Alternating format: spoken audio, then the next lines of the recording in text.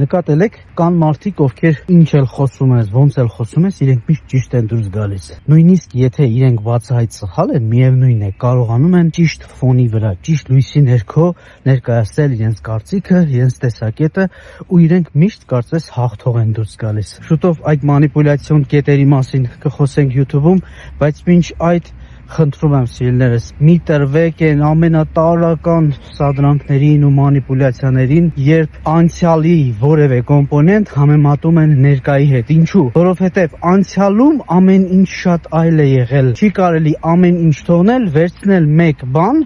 եւ դրանով դատել մարդու ներկան։ Օրինակ, անցյալում այս մարդը շփվել է այսինչի հետ, այսօր այսինչը տականք է,